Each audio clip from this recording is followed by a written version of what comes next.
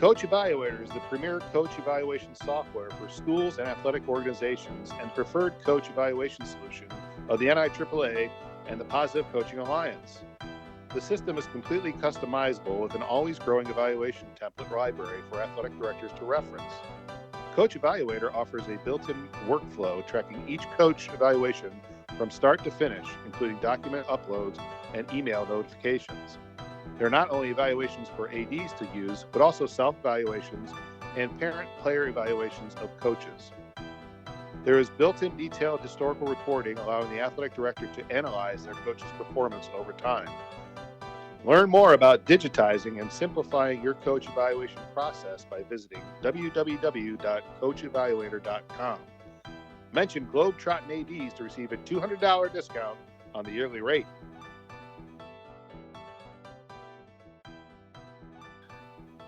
All right, everybody, welcome to this episode of the Globetrottin ADs. Our guest today is Jeff Eller. Jeff's originally from Washington State and has been abroad for, I want to say, about 10 or 12 years. And our topic today in talking with Jeff is what to look for as an administrator when hiring a potential athletic director for your school. So welcome, Jeff. Well, thanks for having me, guys. This is a great little initiative you have, and and a nice way to talk about things from purely, largely international perspective, which may not be as common as other things based in the U.S. or elsewhere in the world. So, just a little background from my perspective. I was lucky enough to work with Jeff, albeit only 1 year in Latvia. I believe it was him and his wife's and their kids, their first year overseas. And it was our last year in Latvia before we moved to Budapest. So maybe, Jeff, you want to give a little bit about your background, your experience in working in the States and then coming overseas and kind of what brought you to this point so far. Yeah. So, my wife and I, we were in the state of Washington for about 20 years until we kind of got introduced to the international world. It's funny how you're in the U.S. and you don't even know really it exists.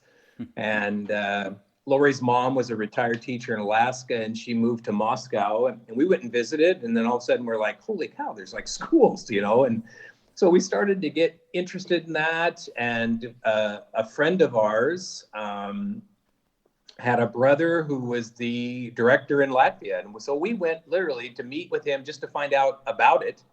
And 90 minutes later, he offered us a job to come to Latvia. And and you never get to pick. In a lot of ways, you don't really know where you're going to end up and is this the best choice and whatnot. And I remember kind of like, okay, we're jumping in and we'll see how it goes. But boy, it's been just fantastic. And I was super lucky, we were to end up in Latvia and be around Matt and some other really good people. And it really got us started out on the right foot. And during that 20 years in the U.S., like I was a basketball coach in the state of Washington for most of that time. And before that, growing up, my dad was actually an AD at a school for 20 years. So, I had a pretty big sports background. And then went abroad, and we've been, abroad now. I think this is actually year 13. We were in Latvia and then Serbia and then Ghana, most recently for 5 years. And now this is our first year here in Israel. So for us, it's been just a great experience and being able to see just, different parts of the world. But I think for us, the most interesting piece is the people you interact with and the experiences of your colleagues. It's just so much more rich than being in, a single town in the U.S. in a public school system. Great. So it was Dr. Mack who hired you over there in Latvia, right? Dr. Mike Mack? Yeah, it was. And in fact, I just ran into him just a couple of weeks ago at a recruiting fair. I hadn't seen him since, but it's amazing. The other thing about international world is even, you and I only worked together 1 year, but there is a depth of those experiences in single years that carry on much differently than maybe in other institutions elsewhere, because obviously we've kept in touch ever since. We've connected every so often in different events when we were still in CISA and whatnot. So it's that part, the relationships you build and whatnot. It's a great kind of lifestyle. Yeah, absolutely. I think Mike is in Saudi now. Is that right? Yeah, he's working with ISG and so forth. So, now that I've been reconnected, I've sent him a couple emails. We've chatted back and forth and so forth. So and as you guys know, because you've been out a little bit longer than I have, like the world gets awful small when you start making these connections, and pretty soon, you seem to have a connection all over the world. Right. Absolutely. Yeah. At our CISA conference, you run into people, that you've, like you said, might have worked with for a year here or a year there. And now that Matt and I and some others are going to the U.S. National Conference, that grows out of the European region to all around the world. And the connections and everything are awesome. Yeah, and and I think on your guys' side of things, like CISA, I think is there's a lot of great conferences in the world. Don't get me wrong, but I just feel like CISA is one of those that has a really good perspective on things, and everybody is not too self-important that they can't share lots of things, and willing to pitch in and kind of help each other and support. And I feel like that's a little bit unique. That's not always the case in a lot of different conferences and so forth. Yeah, great.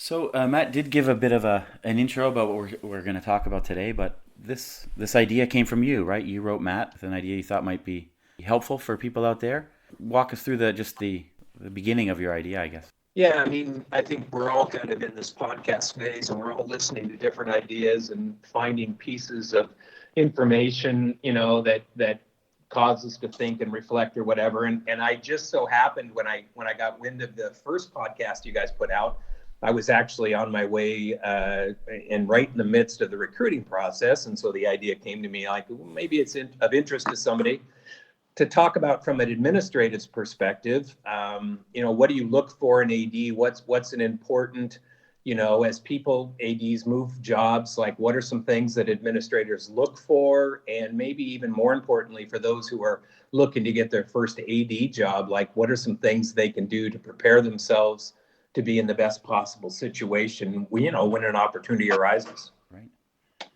Yeah, because it's interesting when you talk to folks in our jobs, like how many people have how they've gotten into their job as an AD, and some of us, for me, it was actually pretty lucky in terms of like how I got into being an AD. Because prior to going to Latvia, I was an elementary PE teacher, and I was lucky enough to go to a school that hadn't had a sports program yet, so. They were fortunate. I was fortunate enough they wanted me to come in and develop that. And I had some coaching background from the States, but it was a unique opportunity to start from scratch. So, but there's other folks who get into it. They've been into it for a while, of course, and they look to move on, going from one region to the next for whatever reason. And so they do have to go out there and job search, or they might have to go to a fair. And so I guess our insight that we want to get from you today is like, maybe there's some little nuggets of information that might be helpful to somebody who's trying to get a new job or might be out there in the market. And so we hope that they'll get something out of this podcast today from that. Yeah, I think you highlighted an important thing. Some part of it is honestly luck. Like you'd like to say it's more of a science, but sometimes it's just somebody, or you just happen to be in the right place at the right time. I mean, I think probably at one point, Matt, you probably thought capture of the flag was going to be the pinnacle of your career, and and look what you've done now. I think it's amazing. But I think the one thing that is kind of my starting point, I think, is understanding the school. Like for me as a high school principal, what is this particular school about in terms of athletics, and who is the person that best fits that mode? Because an AD in one building is somebody completely different in another. You could have somebody highly experienced, but in a different situation, that's not who you want. Like I think your example of Latvia is big, because you don't need somebody who's only going to be comfortable with all the bells and whistles and all the support systems. You need more of a cheerleader, somebody that can build people up and connect with people. And, both of them work, but they work best in a particular environment. So that's my first thought. And, when I've hired ADs at other places like in Ghana, that required a different mindset than it would maybe even here in Israel or someplace else. Right. So, I mean, past experience is a big thing, but not necessarily experience as an AD, because even, as you said, with lots of AD experience, if it's not the right fit, or you're used to programs that run in a different manner, it might not work out at all. Absolutely. And I think with all things, whether it's a classroom teacher or an athletic director, part of your approach is, part the science, like, do they have these experiences and can they show you they've done these things? But also part of it is the art, and how they manage people and whatnot. Because for you, and I've been super lucky. Like, I worked with Matt and I worked with Damien Hart in Belgrade, and then I ended up hiring Damien to come to Ghana as well. And now I'm working with Jerome Kramer here in Israel. I've been lucky. I mean, I've been surrounded by really good ADs that get the science and get the art, and they're really good at managing both of those things. And that's, but the degree or the percentage of science and art, I think, really varies depending on the school you're at. Right. And if that AD is going to be a full-time AD or have to teach, you might have to take a bit of both, right? I think it's not every international school out there has a AD that doesn't have other jobs to do at the school. Right. And I think part of that is for me, as the high school principal, clarifying with the head of school or the board of directors, like, what is our vision here? If I'm going to go out and hire, I need to know what we believe as a school philosophically. Is it an important program? And if it is, the funding and the support for that program should be every bit as great as something else. And if it's not, that's okay too. But we just need to know with that in mind, because, nobody wants to come on board thinking they're going to have this major program, and instead it's more of an activities program and nothing more. Jeff, just a question about this experience factor when you're looking at for ADs. What's your perspective on somebody who's coming from a small school and maybe moving up to a larger program? What are some of the things you're looking for, or you're hoping might give that, or what's something that might give that person an advantage going into a larger school from a small school? Yeah, so some of those I feel like are measurable. Like, you ideally you want to have some experience, and Nick, you were mentioning this, the experience in organizing something of a major scale, and it doesn't have to be athletics, but you want that person to be able to have demonstrated, going from a small school to a bigger school, the ability to organize multi-school events or multi-group events, because that kind of complexity is a way of life in bigger schools. And in smaller schools, it might be a one-off friendly with a local team, and that doesn't equate. That's not the same thing. But there are some indicators in there. I think the bigger the school becomes, the more of a manager and a delegator becomes important, as opposed in a smaller school where you may end up doing it all yourself. Is this a person that other people would work for, that they would work with, that respond to that type of leadership? Some of that, again, you can't really measure, but in talking to somebody and say, tell me about the most challenging event you've ever had to organize. That can give you some real insights into, whether they're transparent in terms of, like, every event you organize comes with challenges, right? And if they're sharing, it went smoothly, it was never a problem. Well, I'm not sure I'm getting the whole story there, because we all know at the last minute team cancels, or all those things outside your control, the referees don't show up, whatever. And how they manage those kinds of pieces, that's really important.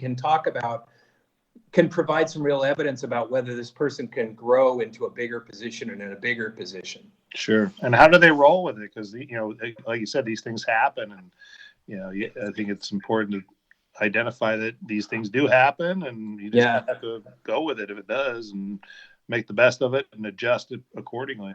It's interesting that causes me to think about it. I was just having a conversation with a teacher about the difference between kind of a good, solid student and an exceptional student. And the exceptional student can deal with, unfamiliar situations. They can tell whatever, I'm teaching them whatever concept in math or science.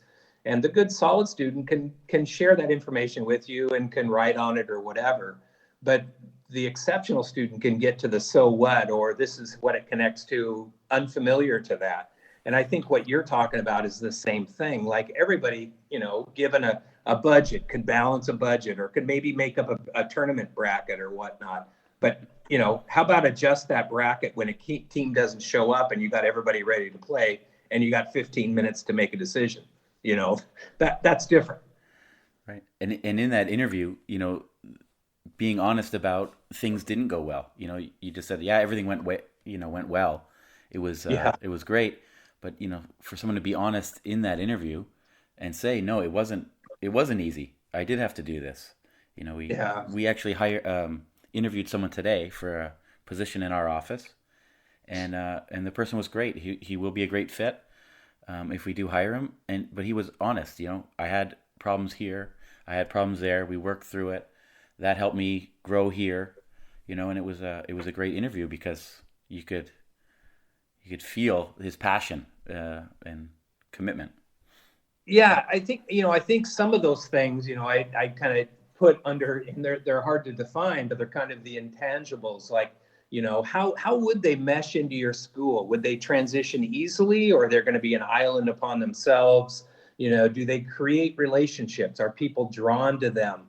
How do they see athletics in terms of the overall program, or do they see it as the single most important thing, right? And I think all those kinds of things, and for me, one of the big pieces, and what I appreciated, honestly, with Matt's a great example of this, and Damien's certainly an example of this, and Duran is a great example, is they don't have to be in front of the microphone. They get just as much joy watching everybody else, participate and whatnot. And that's what makes kids want to be part of that. But if they see they're there so that the AD can get his kudos and claim all the credit for it, everybody kind of steps to the side. And so, those things I think are hard maybe to measure, but sometimes through a conversation or a good question, like you suggested, you can get some insights into that.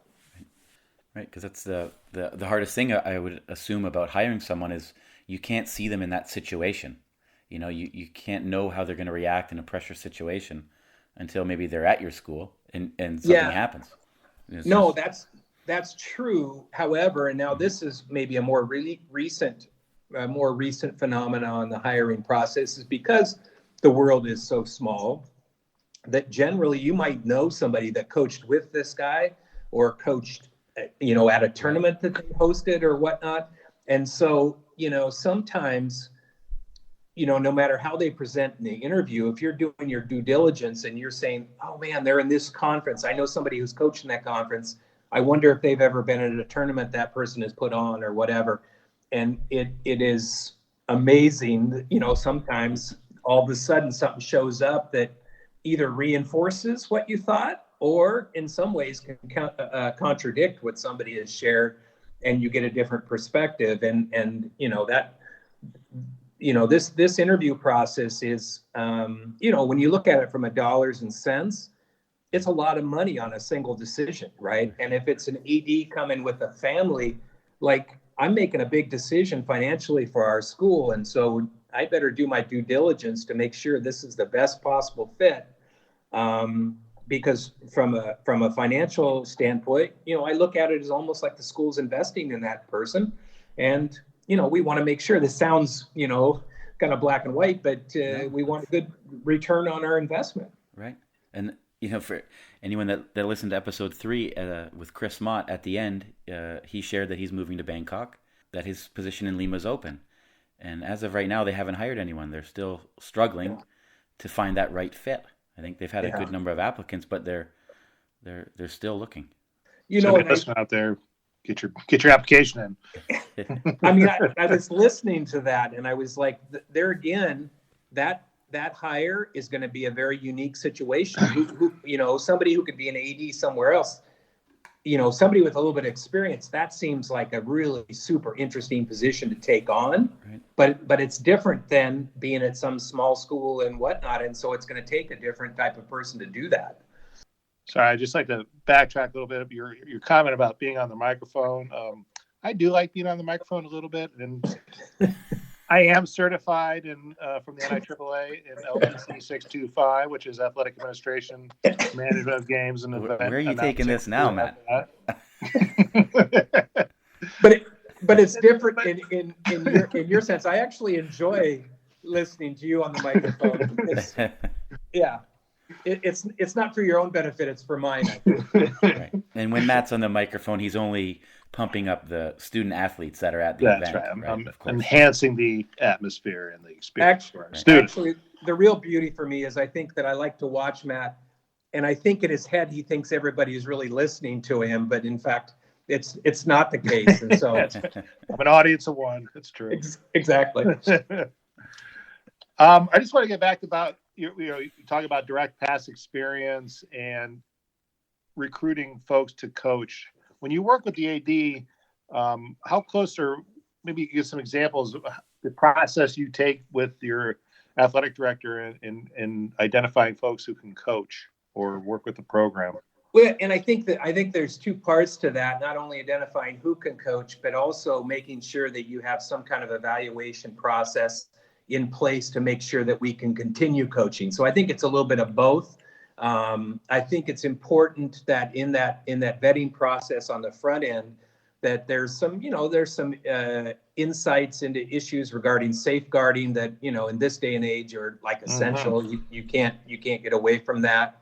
But part of me feels like, at least in my role, I'm not a micromanager. That's part of when I talk about this investment. Like, I want to go hire people and give them the freedom to do their job. But I think on the outset, having some conversations early in the year about who are the type of people we want to recruit to work in the school. Now, ideally, in a perfect world, you would get a lot of teachers involved in that, because it becomes an extension of the classroom, which is super, super important. But that, we all know that's not obviously possible. And especially when you get into bigger schools that have so many more offerings, that's not a reality.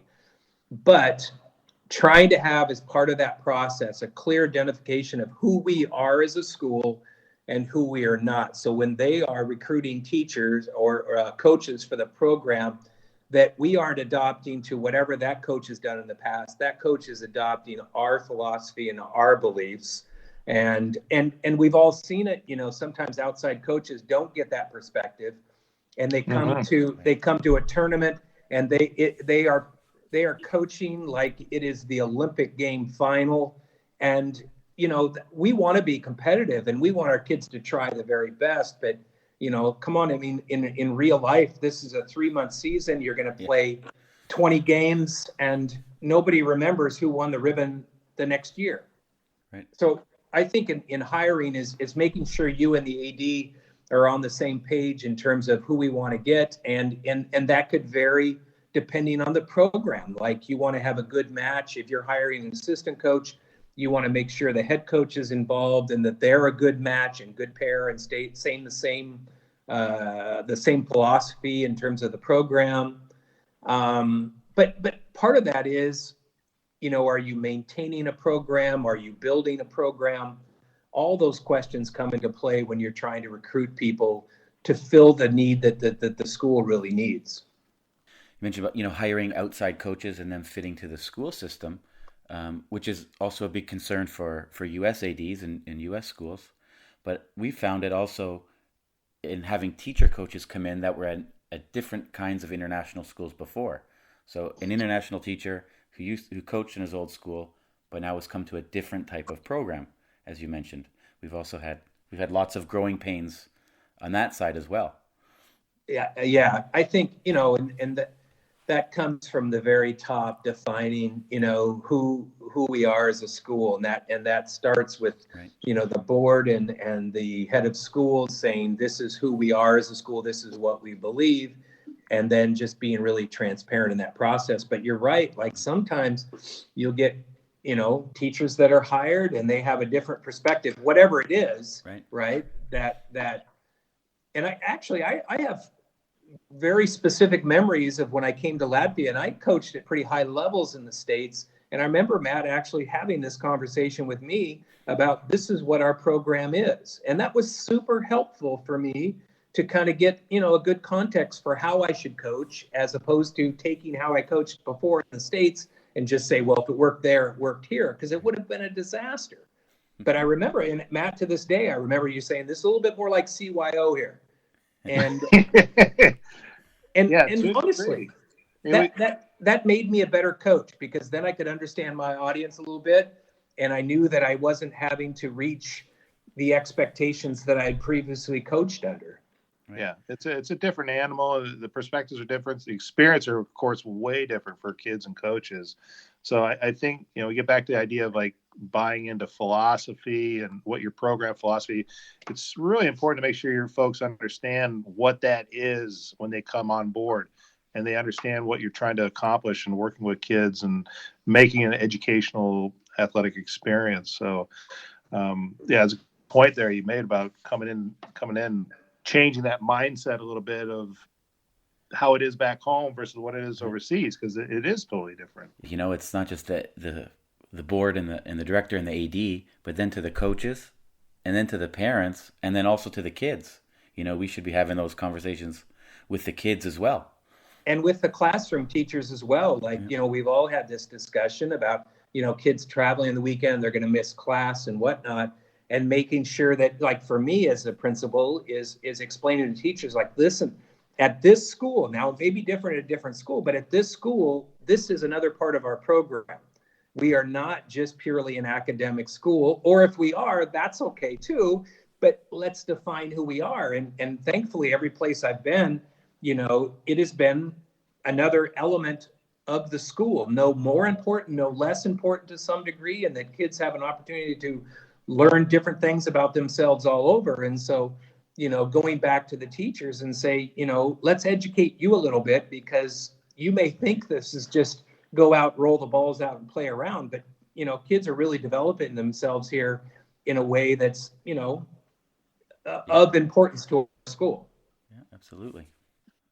In addition to the kids, AD's past experience, what are some of the personal skills you're looking for when you set out to hire somebody in that role? Yeah, so some of it, is the obviously you're going to do your due diligence in terms of who they are, in terms of their character and their judgment, and do they have like actual transferable skills and so forth. You're looking at, are they positive leaders?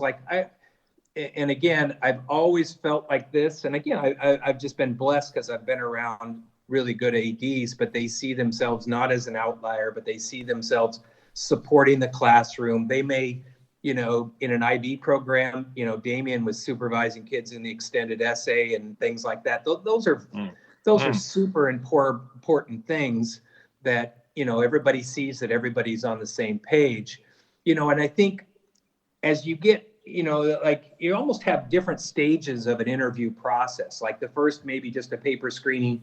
Do they have on paper, and do I see some things that might be of interest to our school? And then it kind of increases in complexity, where maybe at the very end, you're putting them in those situational things where they have to think on their feet a little bit.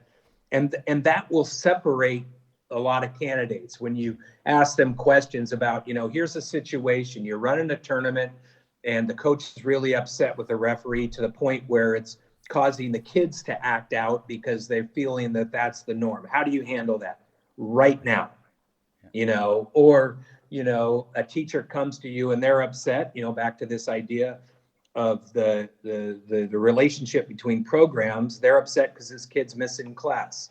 How do you handle that? Or do you think that somebody else is going to handle that for you, and so forth? And then of course for the AD, it's the classic, upset parent who comes in right after the game and, wants to talk about the coach and whatnot. Tell me that, how you take that.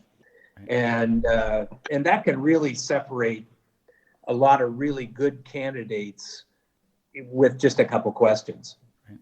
Yeah, and how long they take to answer, and the quality of the answer, of course. Or maybe can they provide an example of that? And there are some, you can get a lot from their demeanor through those types of questions and whatnot. And again, that's in every position, you're going to end up turning down some really good athletic directors, right? Yeah. I mean, there's a lot of really qualified people, but sometimes when you get to that level of question, that might be the one little thing, the one little intangible that makes the difference. And it's not, as I started from the beginning, as much as I'd like to say it's a science, and maybe at the very beginning process, it is maybe to some degree, but then you get a little bit further, and maybe, it could be that they're coming as a couple instead of a single, and the wife can also teach or fills a need that you need, and that makes all the difference in the world. Yeah. Yeah. But you had 4 very high qualified candidates to choose from, but it's just that one little thing. Right. That's out of that person's control. Actually, it's, their partner or. For sure. And honestly, like it's happened the other way where, I've been interested in a candidate or maybe offered for a candidate, and the difference from them accepting our offer versus somebody else is just the opposite. They got the opportunity to do this one little thing. So, it starts pretty broad, and it's pretty easy to get down into like viable candidates. But then when you get to the very end, sometimes it can be a matter of kind of semantics less than anything. And that's sometimes hard to explain to candidates who are maybe frustrated they didn't get the position, that, it is, like you said, beyond your control. It isn't anything you did or didn't do. It's just the situation. Yeah, it's part of life overseas, really, teaching and working overseas. And honestly, like for you guys both coached. It's maybe the last kid you keep on a traveling squad, right? It could be the smallest possible thing that just like, what, he'll be the best 12th man as opposed to this other person. But in terms of skill level, they might be identical. Yeah. It's funny, the putting the person on the spot, give me an example of this or how you handle that situation. I find tremendously hard, even if I have great examples, just getting that out right away. And I guess that would be a good thing for anyone to practice before an interview. Have a partner or a colleague get some tough questions and grill you, before that interview, so you have practice thinking on your feet and reacting, right? And on the other, I think about this a lot too, like for a candidate, thinking about the types of questions you're asked can give you a lot of insight of whether the school is a good match for you, because sometimes I actually had an administrative interview where the first question was, tell me about your background. And I did all that. And the second question was, have you ever fired anybody? Right? Okay. And so right away I was like, that's not a school for me, because I can see who they want, and I'm not interested in doing that. Yeah. Right. And I think also that coach, everybody wants a job. I get that, but being very true to listening to the types of questions that are asked and the way that they're asked and how the process is organized, that can tell you a lot about whether the school is a good fit for you, as opposed to, I just need a job and that piece, because it has to be a match both ways.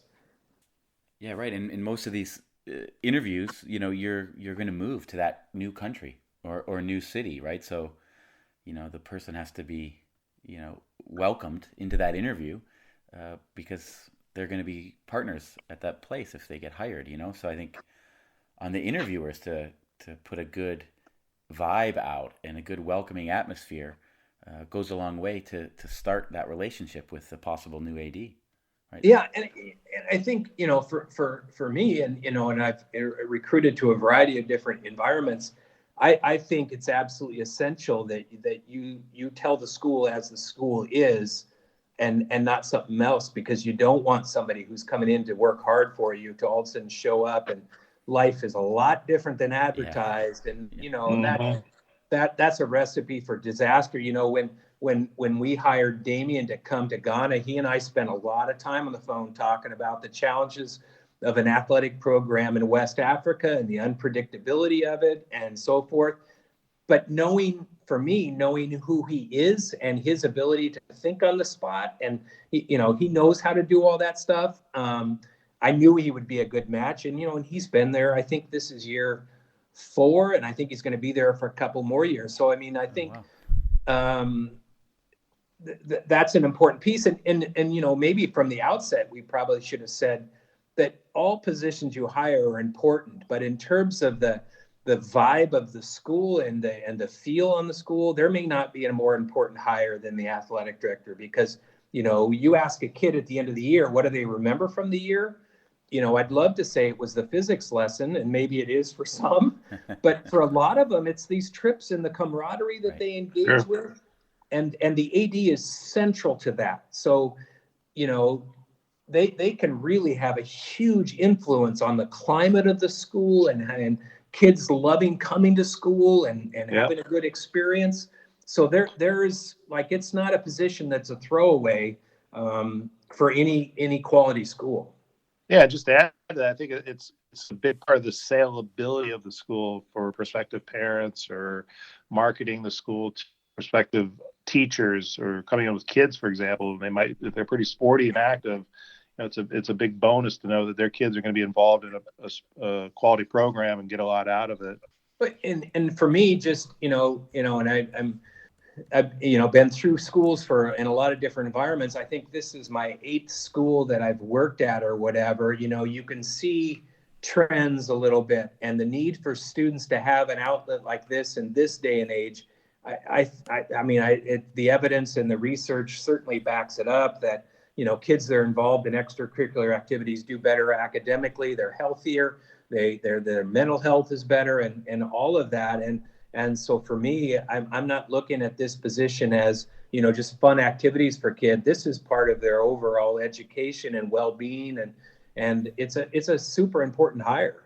And that's great. And the way the passion that you have shown about how important an AD is, I think goes a long way to show what kind of administrator you are. I mean, not having worked for you, obviously, but I can just imagine it's a very positive atmosphere. I'm surprised you haven't. I'm surprised you haven't checked my references. Well, you did mention Damien a lot and Doron, and I know them well. So hey, guys, if you're listening, shoot us a line. Let us know what Jeff's really like. No. It's and the other pieces. I love to watch. I was just challenging our students yesterday at an assembly, saying like, there is a life with regard to the classroom, and that's super important. But if you start the year and you haven't tried to take on some new challenge between now and the end of the year, and you're the same student you were in June that you were in August, you've wasted a whole year. And here are the list of opportunities you have in the next month, right, that are outside the classroom. We have a massive MUN program and an environmental group called Gaia, and we have a basketball friendly coming up, and high school play and all those kinds of things.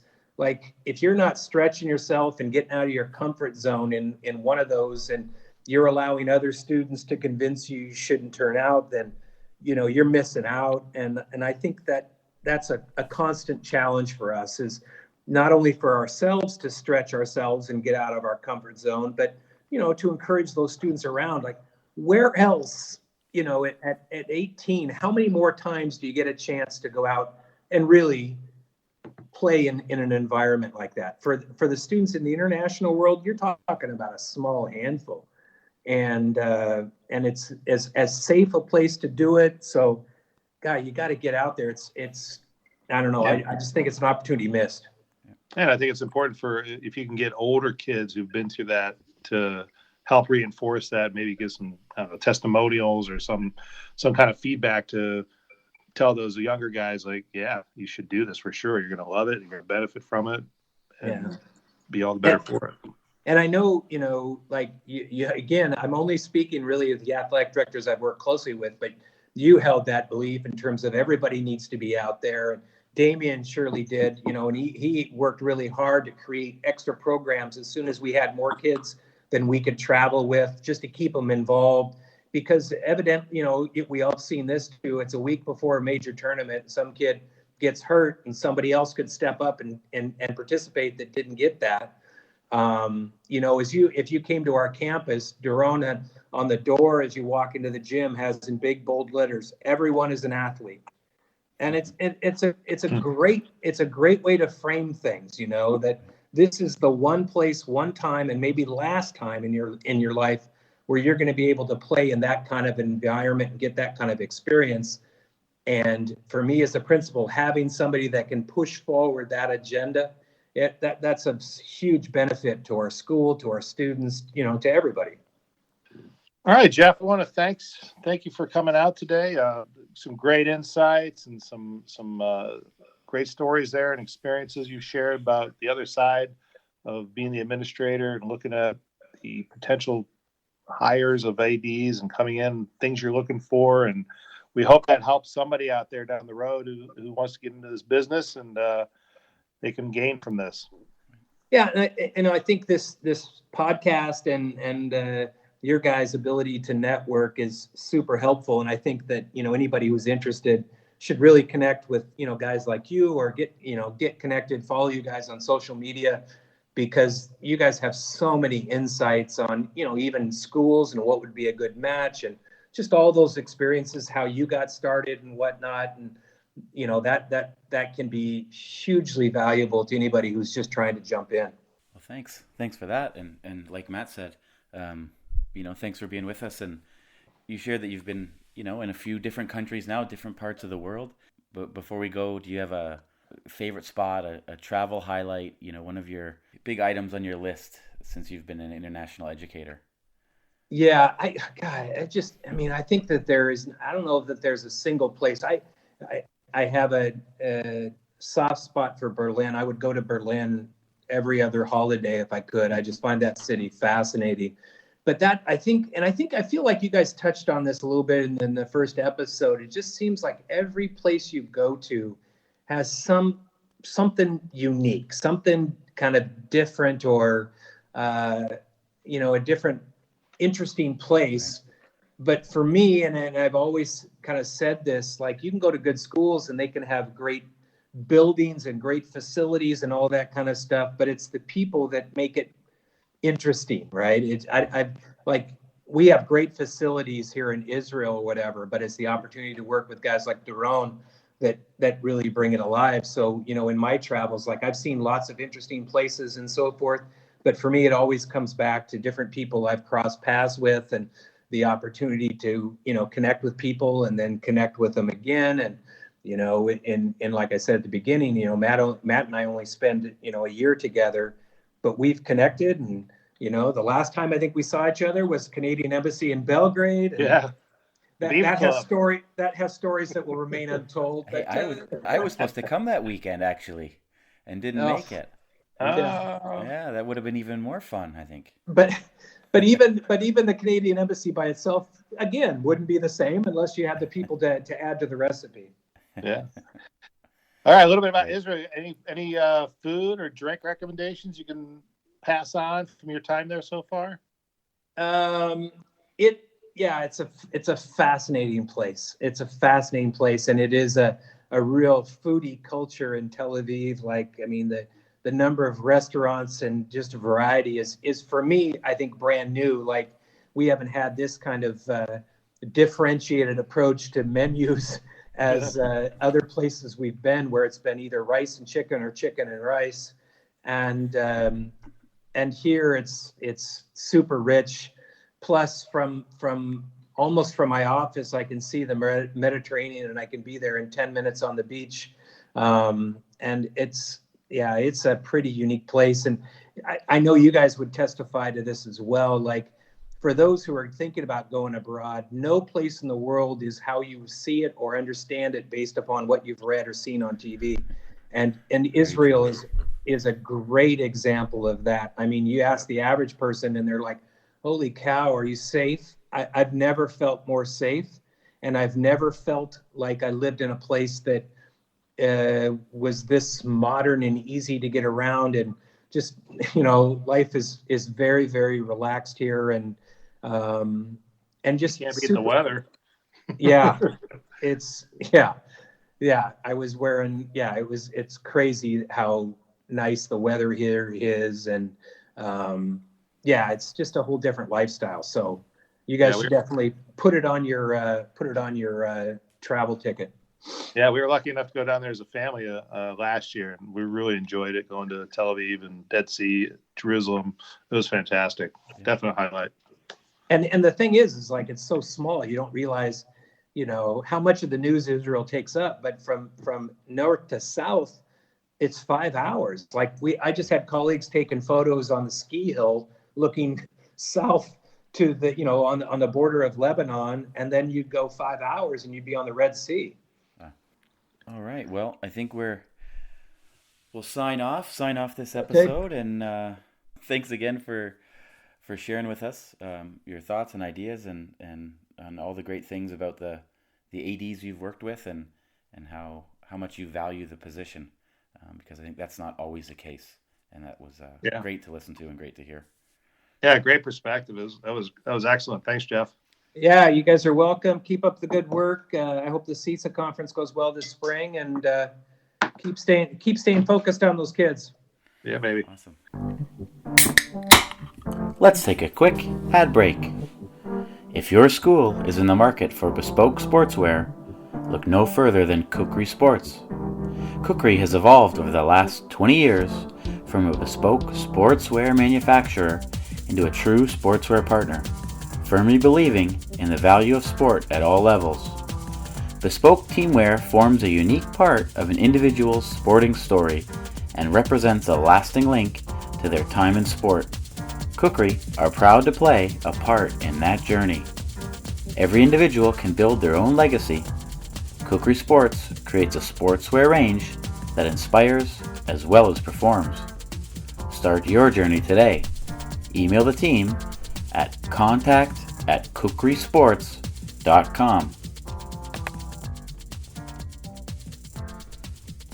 All right, well, before we finish this episode off, we just want to give a few thanks to some people that wrote in and some of the new things that you might have heard already on the show. First is, we got a great email from Georgi, the AD in Tbilisi. That's Georgia, for all of you that aren't up to date. He wrote us about his year-long program that he started a few years ago.